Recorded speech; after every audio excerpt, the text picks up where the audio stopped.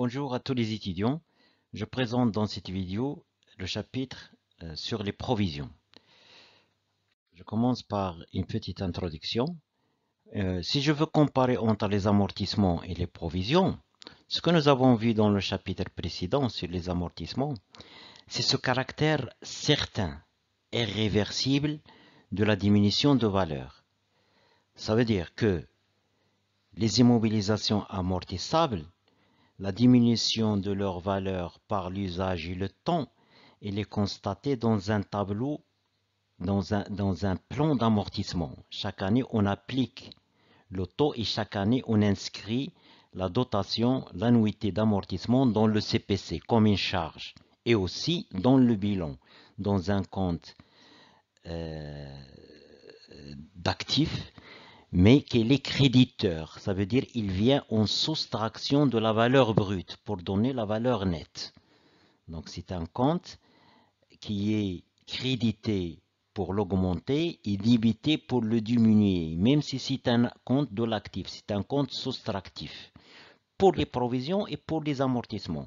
Seulement la diminution de la valeur pour les amortissements, elle est certaine et réversible, qu'on ne peut pas retourner en arrière. Donc la valeur, elle est certaine que le camion tel diminue d'année en année d'une valeur déterminée à l'avance. Par contre, les provisions, ce caractère de certitude n'existe pas, c'est incertain. Il y a un risque probable de diminution de valeur d'actifs non amortissables. Donc les provisions sont appliquées aux actifs non amortissables, certaines immobilisations et surtout l'actif circulant, les comptes de stock, de créances clients. Là, ce sont des comptes qui présentent un risque de diminution de valeur, mais ce risque n'est pas certain. On va voir. Ou bien, ces provisions sont destinées à couvrir un risque de paiement de charges. Par exemple, il y a un différend, un problème entre l'entreprise et son personnel. Ce problème, il est porté en justice. La décision de la justice n'est pas encore parvenue. Donc, il y a une charge à payer, mais le montant de cette charge n'est pas connu. On ne connaît pas la décision du juge, donc il faut prévoir une provision. En arabe, c'est ma'ouna, pour couvrir ce risque probable. Pour couvrir ce risque probable, et cette valeur, il n'est pas connu avec exactitude. Voilà l'objet des provisions, c'est couvrir une diminution de valeur certaine, et les provisions sont destinées à couvrir des risques qui sont incertains, qui sont probables.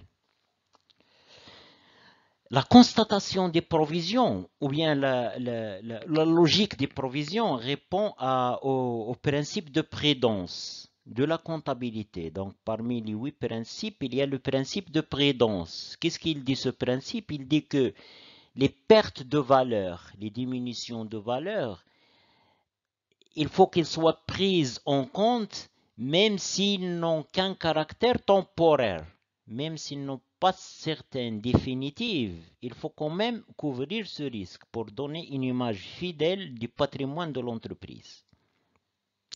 Définition des provisions. Donc la provision est la constatation comptable d'une diminution de valeur d'un élément d'actif ou d'une augmentation des passifs exigibles. Cette diminution de valeur, elle est précise quant à son objet ou sa nature, mais qu'elle est incertaine quant à sa réalisation et que les événements survenus ou qui sont en cours rendent probable. Ça, c'est la définition, si vous voulez, de la loi pour la provision. Donc, c'est une constatation comptable de la baisse de valeur d'un élément d'actif. Prenez par exemple un stock de marchandises, ou plutôt prenez le compte créance client. Donc,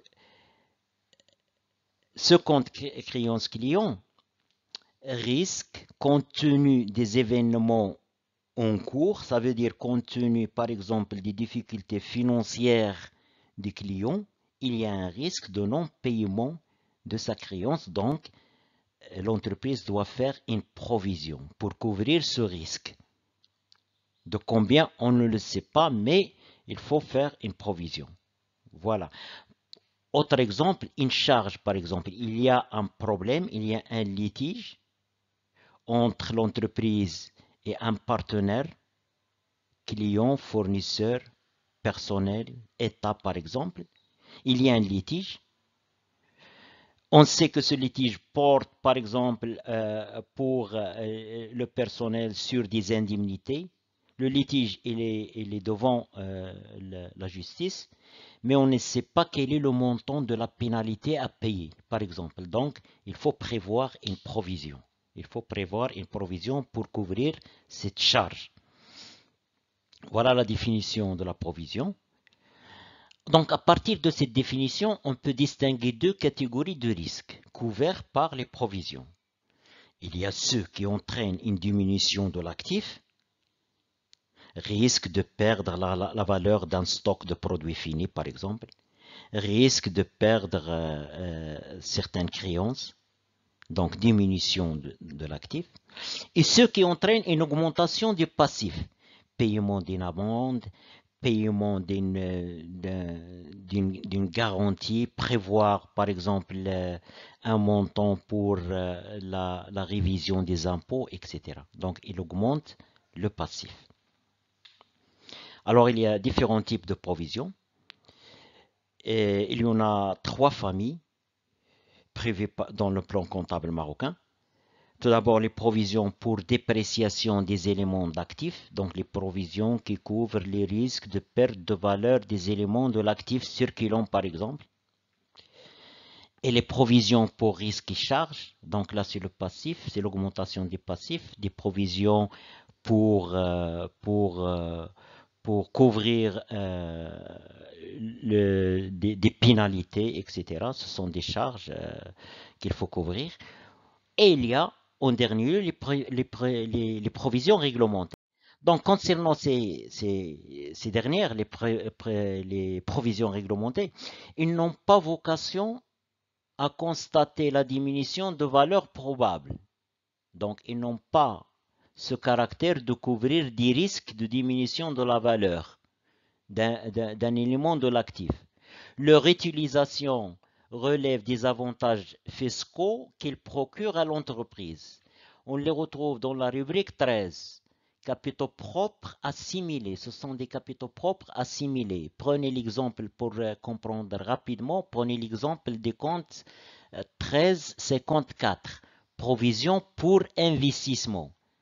Donc cette provision pour investissement, c'est un avantage en faveur de l'entreprise. Lorsque l'entreprise constitue ou autorisée à constituer ses provisions, ce sont des sommes d'argent qui seront laissées à côté, donc pour réaliser des investissements futurs. Ils ont un caractère de réserve, c'est comme des réserves d'argent. Donc on les passe comme des charges au niveau de l'exercice, mais finalement, ce sont des charges comptables, ce sont des charges constatées juste pour diminuer le résultat de l'exercice et conserver ces sommes pour réaliser des investissements. En tout cas, ils n'ont pas ce caractère de constatation de diminution de valeur. Voilà, donc ils ont un caractère spécial, ce sont considérés comme des charges. Ce type de provisions ne nous concerne pas dans ce cours. Il y a aussi les provisions pour risques et charges qui sont destinées à faire face à des risques ou à des charges que les événements en cours rendent probables. Le déroulement des choses, le déférent, par exemple, le problème avec le personnel tel qu'il évolue, montre que l'entreprise doit se préparer à payer une somme d'argent. Voilà, donc ce sont des provisions pour risques et charges qui sont destinées à faire face à des risques ou à des charges probables.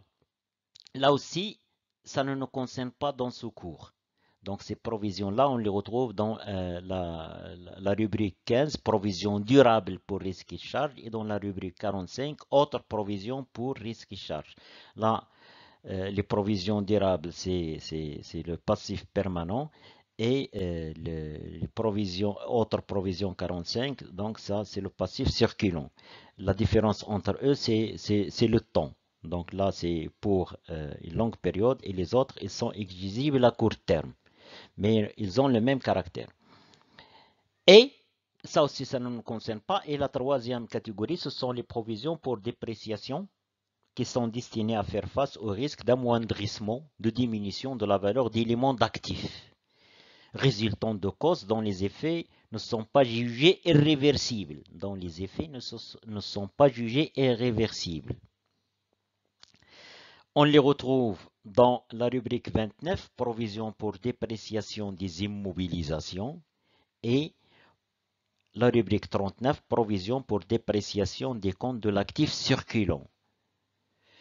Alors là, ce sont les provisions qui nous concernent dans cet exercice, cette dernière catégorie, provisions pour dépréciation des comptes de l'actif circulant. Alors ces provisions se divisent en deux catégories qui vont constituer les 2 points de notre cours. Premièrement, les provisions pour dépréciation des stocks qui font l'objet de cette vidéo, et deuxièmement, les provisions pour dépréciation des créances qui feront l'objet d'une vidéo prochaine. Donc, se pose déjà un problème, c'est le problème de l'évaluation. Donc, comment évaluer le montant de cette provision? Comment évaluer le montant de cette provision? Donc, on prend deux choses. À la date d'inventaire, donc rappelez-vous qu'on est on est dans les travaux de fin d'exercice. Donc, on évalue les stocks. Entre autres, on évalue les stocks. Donc, qu'est-ce que nous avons? Nous avons une valeur d'entrée, qui est la valeur d'acquisition ou bien la valeur composée du coût de production, donc l'évaluation des stocks. S'il s'agit par exemple de marchandises, c'est la valeur d'acquisition. S'il s'agit de produits semi-finis ou de produits finis, la valeur d'entrée qui est inscrite au bilan, c'est le coût de leur production. Et nous avons la valeur actuelle, également dénommée valeur d'inventaire, la valeur à l'inventaire, estimée, la valeur calculée, estimée à l'inventaire. Ce que nous avons vu dans le chapitre sur les stocks. Donc, on fait la différence entre la valeur actuelle et la valeur d'entrée. Si la valeur actuelle est inférieure à la valeur d'entrée, elle est appliquée à cette dernière, à la valeur d'entrée, une correction. Donc, il faut corriger à la baisse cette valeur sous forme d'une provision pour dépréciation. Et cette provision, elle est portée dans le CPC côté charge et aussi elle est portée dans le bilan, dans le compte d'actifs créditeurs pour diminuer la valeur brute. La constitution de la provision entraîne une charge comptable. La constitution de la provision entraîne une charge comptable. Donc, elle est inscrite dans le CPC et qui vient diminuer le résultat, inscrite comme étant une dotation de l'exercice aux provisions, DEP, qui vient diminuer le résultat. L'annulation de la provision entraîne un produit comptable qui est inscrit dans le compte reprise sur les provisions et qui vient augmenter le résultat. Ce sont des produits, c'est la classe 7. C'est quoi l'annulation de la provision? Alors, revenons à la raison d'être de la provision. Il couvre un risque de diminution de valeur probable.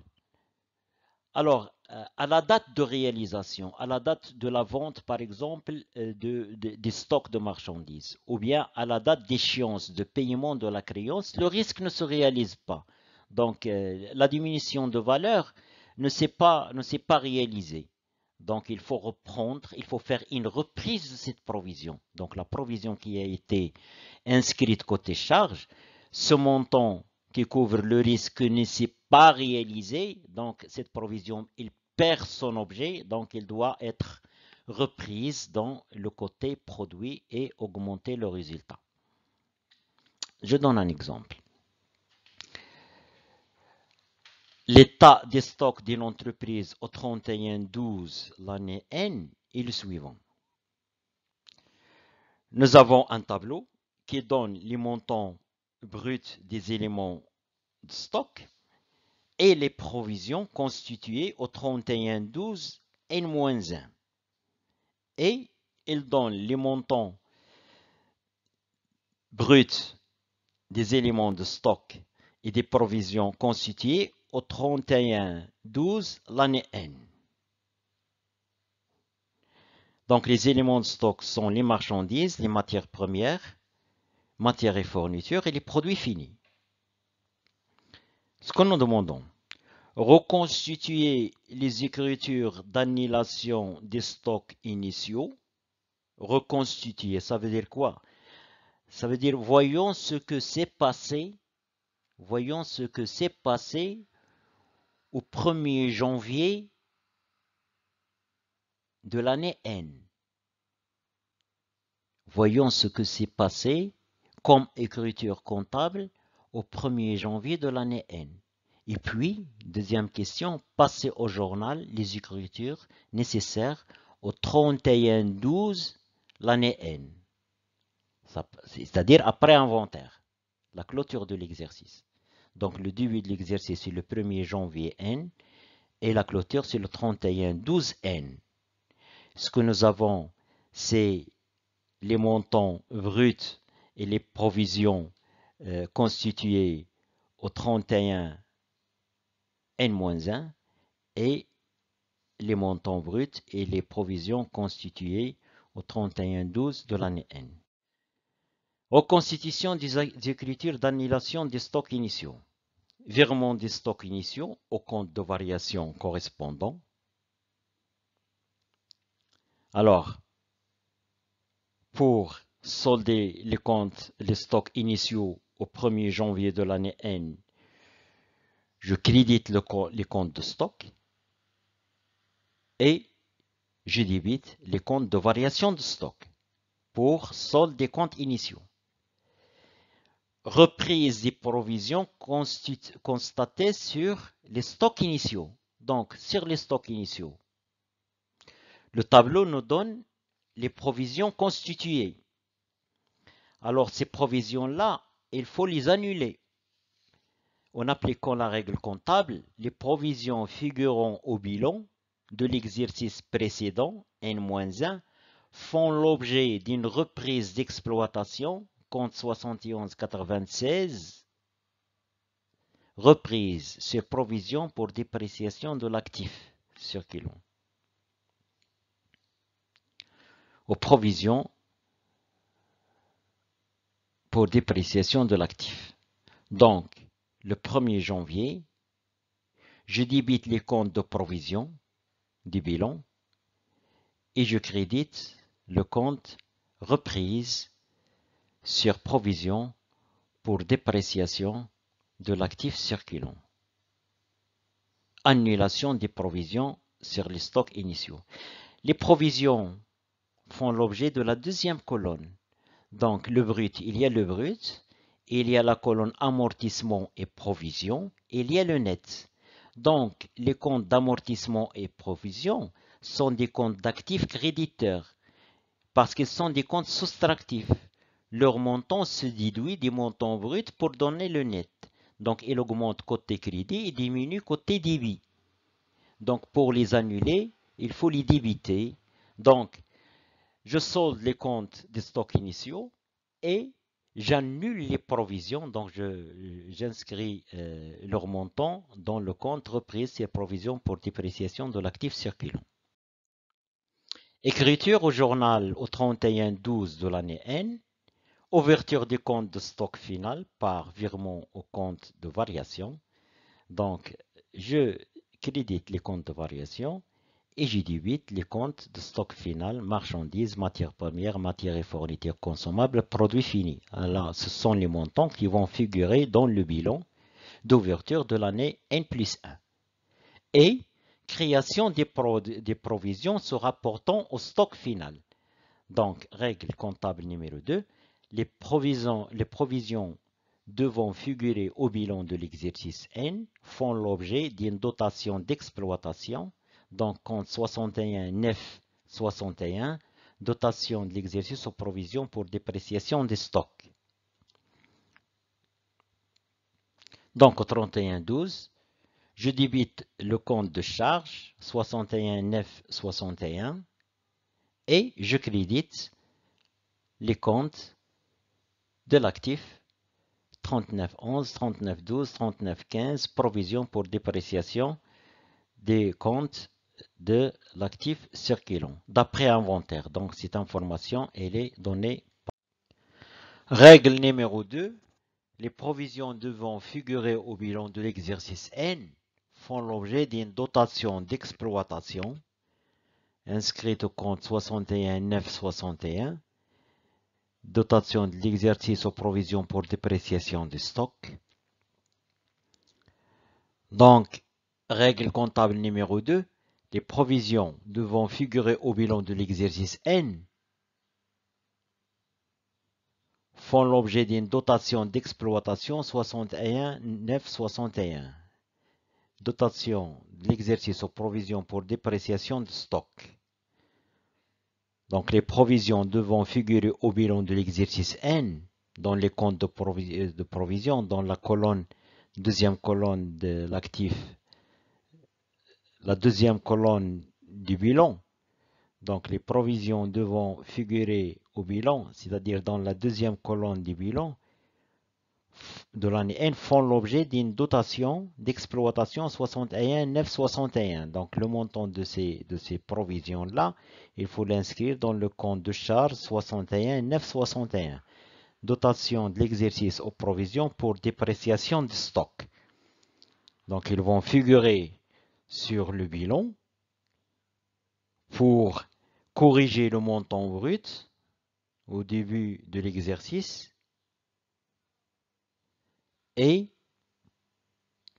donc ces provisions doivent figurer au bilan dans la deuxième colonne pour corriger en diminution la valeur brute. Ces provisions-là doivent faire l'objet d'une dotation d'exploitation. Ça veut dire qu'il faut les inscrire comme une charge de l'exercice. Comme une charge de l'exercice. Dotation de l'exercice aux provisions pour dépréciation des stocks au 31-12 de l'année N. Donc, il faut passer cette charge et inscrire les montants correspondants, le montant correspondant dans le compte 61 9 61.